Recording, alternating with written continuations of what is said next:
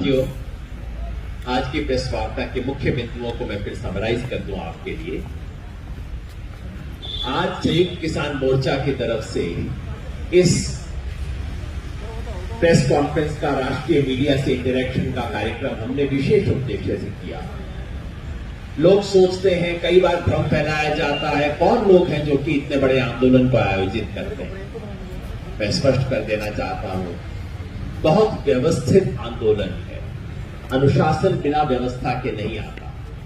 पंजाब के 32 किसान संगठन हैं जो कि नियमित रूप से ऑलमोस्ट हर दिन मीटिंग करते हैं, डेमोक्रेटिक तरीके से फैसला लेते हैं। पंजाब के अलावा देश भर के किसानों के प्रतिनिधि मिलकर कोई 100 साथी हर दूसरे या तीसरे दिन बैठक करते हैं, सिंगो बॉर्डर पे सर्वसम्मति से फैसला लेते हैं और राष्ट्रीय स्तर पे इसका संयोजन और समन्वय करने के लिए 7 सदस्यीय समिति है जो कि आपके सामने बैठी है। हनन मौला और शिव कुमार काका जी आज अनुपस्थित है, लेकिन ये समिति है जो कि कोऑर्डिनेशन का काम कर रही है। आपके मन में सवाल होगा कि भाई, एक तरफ वार्ता चल रही है, दूसरी तरफ ये आंदोलन का कार्यक्रम कह रहे हैं, सरकार की तरफ से प्रोपेगेंडा होता है, ऐसा आप क्यों कर रहे हैं? मैं स्पष्ट कर देना चाहता हूं कि ये जो 50% मांगे मान ली गई कि प्रचार है, ये बिल्कुल झूठ है। अगर मेरी भाषा में कहें तो अभी तो सिर्फ पूंछ निकली है, हाथी अभी बाकी। और हमारे एक दोस्त ने कल कहा, ये पूंछ भी हाथी की पूंछ है कि गधे की पूंछ है, अभी हमें पता नहीं, क्योंकि जो 2 छोटी बातें सरकार ने कल मानने की बात कही है 30 तारीख को, उसका लिखित स्टेटमेंट हमारे पास अभी भी नहीं है कि एग्जैक्टली उन्होंने क्या माना। इस आंदोलन की जो सबसे पहली और सबसे बड़ी मांग है, जो देख के दूर दूर से किसान आके इस सर्दी में 1 महीने से पड़े हुए 3 कानूनों को खारिज करना, रद्द करना, उस पे सरकार टस से मस होने को तैयार नहीं है। रद्द करने की बात ना करो और कुछ भी बात करो। एमएसपी की खरीद को कानूनी दर्जा देने की बात जो खुद मोदी जी ने 2011 में कही थी, उस पर सरकार मानना तो छोड़ो, सिद्धांत रूप में भी एग्री करने को तैयार नहीं है। पिछली मीटिंग में साफ कह दिया, इन प्रिंसिपल कमिटमेंट भी नहीं दे सकते हैं। इसलिए ये किसान जो पिछले 1 महीने से ज्यादा, अब तो आज 38वां दिन हो गया, यहां पे आए हैं, इस अवस्था में है। मैं तो कहता हूं कि पत्थर भी पिघल जाए ऐसे किसानों को देख के, लेकिन इस देश के प्रधानमंत्री का कलेजा नहीं पिघलता है। इसलिए आज मजबूर होके हम सरकार को अल्टीमेटम देने के लिए आए हैं। और अल्टीमेटम ये है, अगर गणतंत्र दिवस 26 जनवरी तक हमारी ये बातें नहीं सुलझती हैं, मांगी नहीं जाती हैं, तो दिल्ली के तमाम जितने मोर्चे हैं, उन मोर्चों से किसान दिल्ली के अंदर घुसकर अपनी किसान गणतंत्र परेड करने के लिए मजबूर होंगे। हम दिल्ली के आसपास के तमाम किसानों से आग्रह करते हैं कि तैयारी कर लीजिए, अपने अपने ट्रैक्टर तैयार कर लीजिए, सब दिल्ली पहुंचिए। देश के जिस किसान परिवार के लिए संभव है, सबसे अनुरोध करते हैं, एक मेंबर आप अपना यहां पे भेजिए। जो यहां नहीं आ सकते, वो अपना जिला स्तर पे, स्टेट लेवल पे, जहां जहां संभव है, किसानों की गणतंत्र दिवस परेड निकालें। मगर 26 जनवरी तक हम खाली नहीं बैठे रहेंगे। 6 तारीख से 20 जनवरी तक पूरे देश में देश जागृति पखवाड़ा मनाया जाएगा, जिसमें पूरे देश में रैली आयोजित की जाएंगी, कॉन्फ्रेंस आयोजित की जाएंगी, ताकि सरकार का जो झूठ है उसका भंडाफोड़ हो सके। 13 तारीख लोहड़ी संक्रांति का दिवस है, उस दिन इस कानून को जला के किसान संकल्प दिवस मनाया जाएगा। 18 तारीख को इस देश में खेती में 70% काम करने वाली महिलाओं को याद करते हुए महिला किसान दिवस मनाया जाएगा। 23 जनवरी को सुभाष चंद्र बोस को याद करते हुए आजाद हिंद किसान दिवस मनाएंगे। जो भी राजभवन है, जितनी भी राजधानियों में, उन राजभवन के बाहर जाके किसान बैठेंगे, अपना संदेश पहुंचाएंगे। साथियों, ये ऐतिहासिक जंग है। ये संघर्ष सिर्फ ये तय नहीं करेगा कि ये 3 कानून रद्द होंगे या नहीं, वो तो होंगे। ये संघर्ष ये भी तय करेगा कि इस देश में भविष्य में खेती किसानी की क्या दशा होगी, इस देश में किसानों की औकात क्या है, उनका वजन क्या है, उनका महत्व क्या है, उसका फैसला इस संघर्ष से तय होगा। इस संघर्ष में हम लड़ेंगे और जीतेंगे। आपके सहयोग के लिए बहुत बहुत धन्यवाद। मैं इस आंदोलन में आज तक जो हुआ उस पर नहीं जाता, वो सब पता है आपको। इस आंदोलन में दिल्ली के इर्द गिर्द 5 नहीं 6 नाके लगे हुए हैं और देश भर में 100 के करीब पक्के धरने चल रहे हैं। ये एक जानकारी के लिए। अभी हमारा बातचीत का एक दौर हुआ, 4 तारीख को फिर बातचीत है, 5 तारीख को सुप्रीम कोर्ट में हियरिंग है। तो संयुक्त किसान मोर्चा ने ये डिसाइड किया है कि 6 तारीख को अगर हमारी वार्ता फेल हो जाती है और 5 तारीख को सुप्रीम कोर्ट में भी कुछ हमारे पक्ष में नहीं होता है, 6 तारीख को हम सिंगू बॉर्डर से ट्रैक्टर जो है उसको केएमपी पर चढ़ाएंगे और केएमपी पर ट्रैक्टर मार्च होगा। जो ये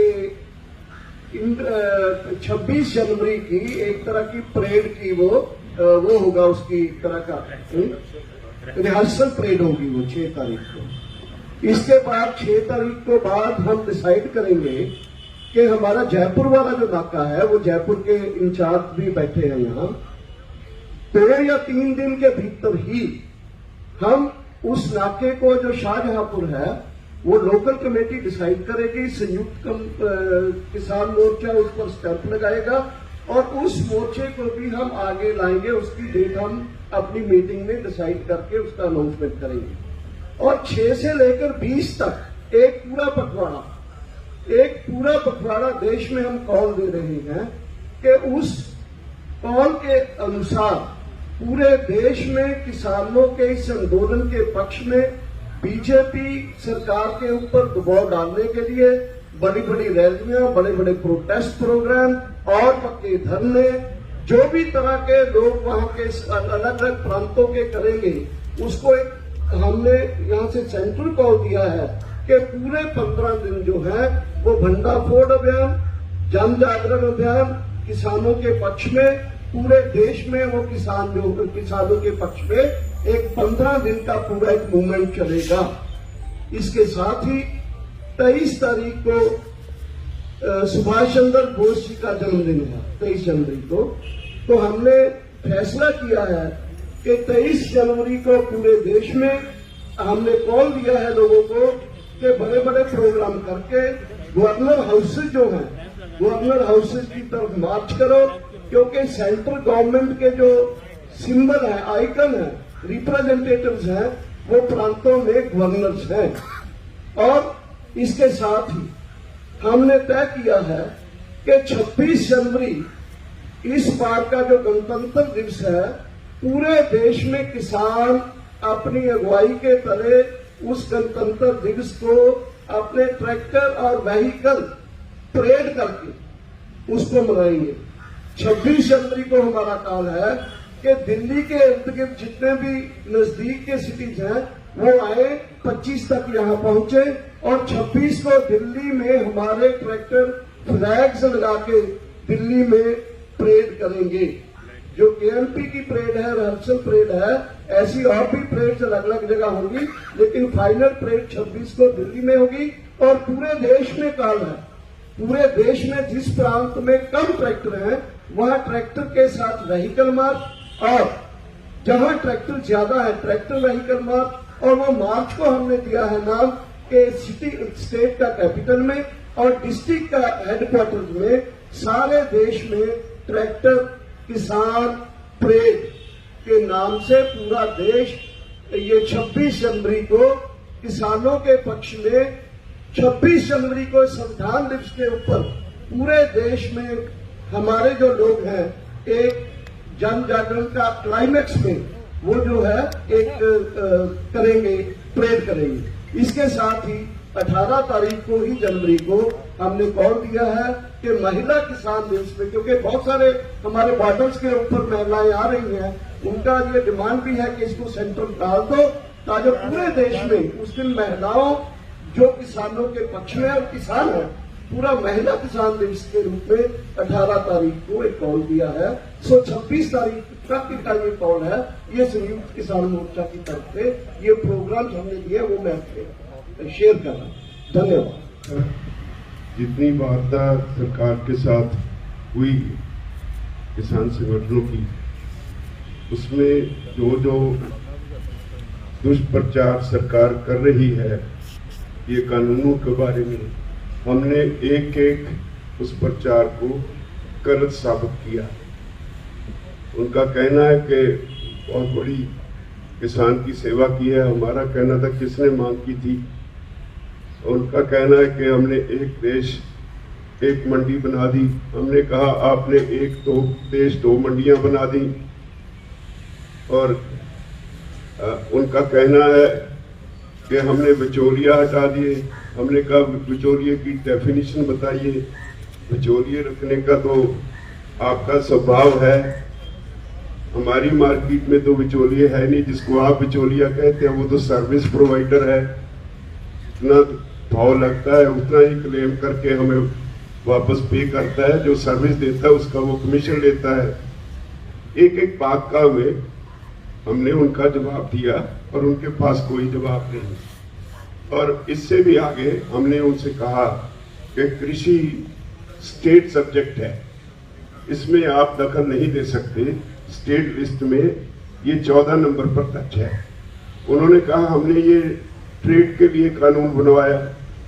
हमने कहा कि हम ट्रेड करते ही नहीं, हम तो अपनी फसल मार्केट करते हैं। Marketing is again A state subject. तो उन्होंने कहा जी हमने कंकरेंट लिस्ट से 33 नंबर आइटम उठा के ये कानून बनाए हैं। तो हमने कहा जी हम तो फूड ग्रेन पैदा करते हैं, फूड स्टफ पैदा ही नहीं करते। आज जो प्रेस कॉन्फ्रेंस कर रहे हैं उसका एक मकसद ये भी है कि सरकार जो भ्रम फैला रही है उस भ्रम को दूर करना, ताकि किसान का पक्ष पूरे देश में आपके माध्यम से बहुत अच्छे तरीके से जाए। सरकार बार बार बयान दे रही है कि किसानों ने अड़ियल रवैया अपनाया हुआ है, हम तो इनको बहुत कुछ देने के लिए तैयार है, एमएसपी तो हम देंगे ही, ये तो हम लिख के देने के लिए भी तैयार है। और लोगों को ऐसा लगता है कि शायद अब तो किसान ही गलती करे। लेकिन आपको बता दें कि हमने 8 तारीख की मीटिंग में अमित शाह जी की आगे सवाल किया था कि क्या आप एमएसपी पर जो आप एमएसपी 23 फसलों का तय करते हैं, क्या आप उन 23 फसलों को खरीदने के लिए तैयार हो सारे देश से जितनी पैदा होती है? उनका जवाब था नहीं। और अब जो हमारी मीटिंग हुई थी उसमें फिर हमने ये सवाल उठाया था कि क्या आप 23 की 23 फसलें एमएसपी पे खरीदने के लिए तैयार हो? तो उनका जवाब था कि नहीं, इस पे तो बहुत सोचना पड़ेगा। तो फिर आप देश को क्यों गुमराह कर रहे हो जब आप खरीद नहीं सकते?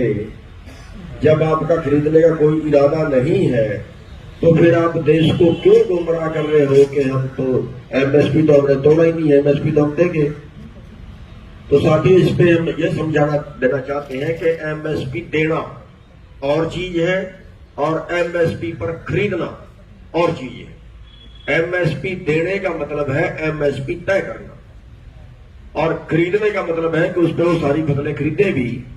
जो आज का आंकड़ा सामने आ रहा है वो आप देखिए, पूरे देश में उन्होंने 1 क्विंटल मक्का नहीं खरीदा और पूरे देश का जो मक्के का रेट रहा वो 800 से और 1100 रुपए के बीच बिका और एमएसपी मक्के का 1850 रुपए। बल्कि यहां तक हुआ कि हरियाणा में कह के मक्का बिकवाया गया कि आप बीजिए, हम 7000 रुपया अलग से भी देंगे। कुछ नहीं किया गया। और ऐसे ही पूरे देश के जो आंकड़ा निकल के सामने आ रहा है वो ये है कि पिछले 15 साल में 45 लाख रुपया एमएसपी से कम हमें मिला। यानी अगर आज का हिसाब लगाएं, आज के टाइम में 3 लाख करोड़ से 4 लाख करोड़ के बीच पर साल एमएसपी से कम मिलता है किसानों को, और ये हमारा अधिकार है। ये नहीं है कि ये हम कुछ अलग से मांग रहे हैं, ये हमारी कोई एक्स्ट्रा मांग है, एक्स्ट्रा मांग नहीं है। ये तो सरकार एमएसपी 1967 से लेके तय कर रही है, लेकिन तय कर रही है, केवल खरीद तो उसमें नहीं गई। तो ये एक बड़ा घाटा जो किसान, देश के किसान को जा रहा है, जिसके लिए हम मांग कर रहे हैं कि इतना घाटा देश के किसान को हर साल एमएसपी की वजह से हो रहा है। ये हमारा अधिकार है, जो सरकार के नियम ना होने की वजह से हम लुट रहे हैं। उस पर एक नियम बनाए, एक कानून बनाए कि चाहे प्राइवेट खरीदे, सरकार खरीदे, कोई खरीदे, लेकिन हमें न्यूनतम समर्थन मूल्य हमारी जेब में जरूर जाना चाहिए। और उससे सरकार टाल मटोल कर रही है, उसके ऊपर कोई उन्होंने जवाब नहीं दिया।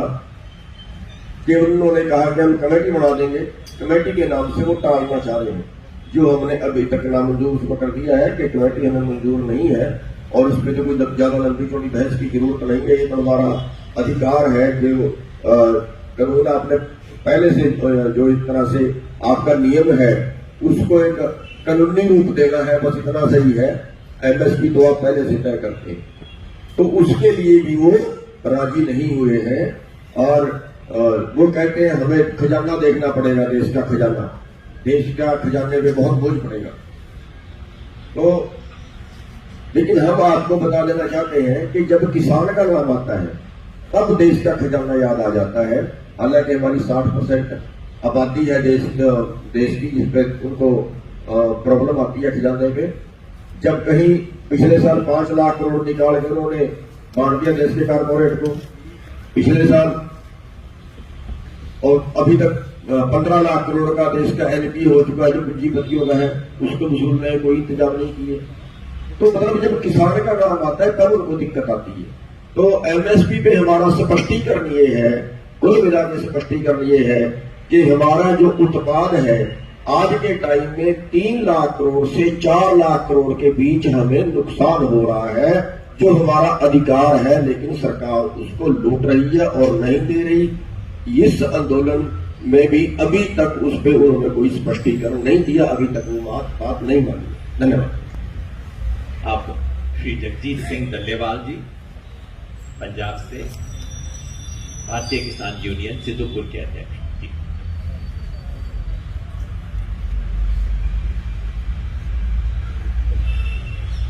सत्कारयोग पत्रकार दोस्तों, जैसे राज्यपाल जी ने, दर्शनपाल जी और भाई गुरनाम जी ने आपको बहुत डिटेल से कुछ बातें बता दी हैं। मैं उनसे अलग थोड़ी एक बात आपके ध्यान में लाना चाहता हूं कि ये जो आंदोलन है, ये बड़ा स्पष्ट है कि ये जो कानून सरकार लेकर आई है, इन कानूनों को वापस करवाने के लिए लड़ा जा रहा आंदोलन है, और एमएसपी का गारंटी का कानून बनाने के लिए ये आंदोलन है। और जो इसके पैरेलल बात चल रही है, मैं उस बात पे आपका ध्यान ले जाना चाहता हूं कि ये आपने सभी ने देखा है, पूरे देश ने, पूरे वर्ल्ड ने देख लिया कि ये आंदोलन पूरी तरह पीसफुली चल रहा है। कहीं पे भी कोई ऐसी वैसी घटना आज तक नजर नहीं आई कि जिससे ये कह सके कोई कि ये आंदोलन हिंसक हो गया है, ये वायलेंट कर रहे हैं, वो ऐसी बात इनको नजर नहीं आई।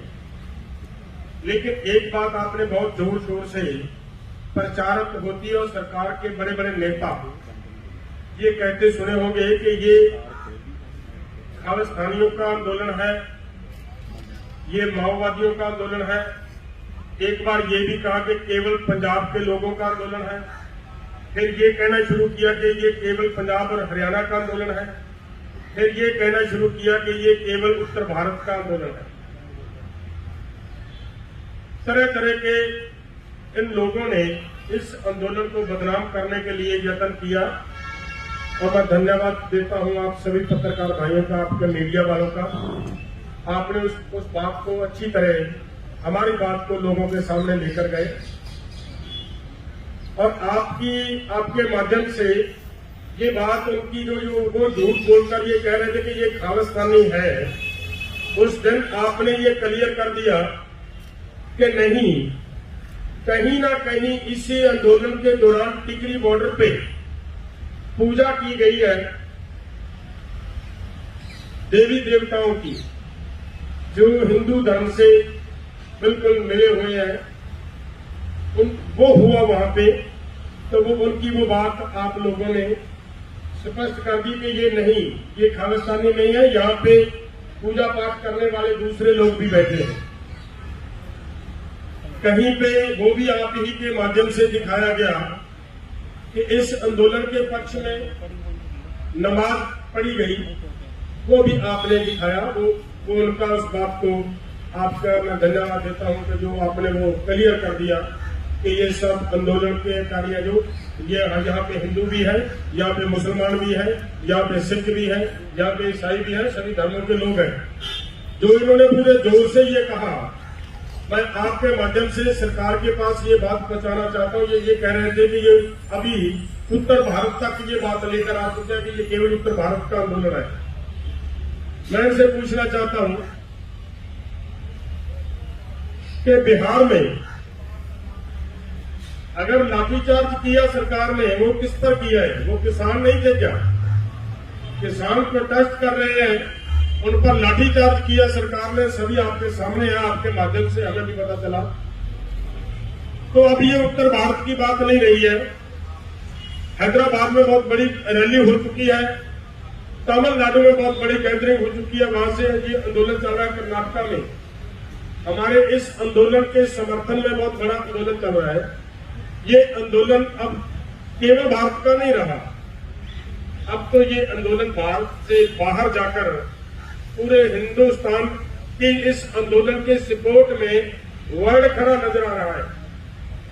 बाहर के लोग यहां तक कि हमारी मानयोग यूएनओ ने भी हमारी सरकार को फिटकार लगवा दी है कि आप क्या कर रहे हो, ये कैसा काम हो रहा है भारत में। तो मुझे लग रहा है कि ये इनकी जो बातें हैं, मैं सिर्फ यही बताना चाहता था कि ज्यादा समय नहीं लेना, कि ये आंदोलन अब देश का नहीं रहा, पूरे वर्ल्ड में बैठे जो भारत के लोग हैं सभी का बन चुका है। और सरकार को इस बात को जितनी जल्दी हो सके हमारी इस मांगों को मान लेना चाहिए, नहीं तो सरकार को ये जरूर होगा कि ये जन आंदोलन बनता जा रहा है और इस आंदोलन की और भी कई तरह के रूप होते हैं। सरकार को कहीं राजनीतिक पॉलिटिकल नुकसान उठाना भी पड़ सकता है अगर ये, लेकिन हमारा निशाना केवल किसानों की मांगे लेना है। यहाँ पर हम फिर से क्लियर कर दें, हमारा आंदोलन का निशाना केवल किसानों की मांगे लेना है। और सरकार जितना इसको लंबा खींचने का प्रयास कर रही है, इस आंदोलन में तरह तरह के शरारती तत्व भेजे जा रहे हैं, उनकी कोशिश ये है कि अगर लंबा खींचेंगे तो ये आंदोलन ऐसे ही कैसे बिगड़ जाएगा। लेकिन दूसरा रूप ये भी है कि अगर लंबा खींचेगी सरकार तो इस सरकार को इसका पॉलिटिकल नुकसान भी हो सकता है। सरकार को इस बात को ध्यान रखना चाहिए और सरकार को किसानों की मांगे मान लेनी चाहिए जल्दी, क्योंकि सरकार के खिलाफ अब पूरा हिंदुस्तान, पूरा वर्ल्ड खड़ा हो रहा है। धन्यवाद।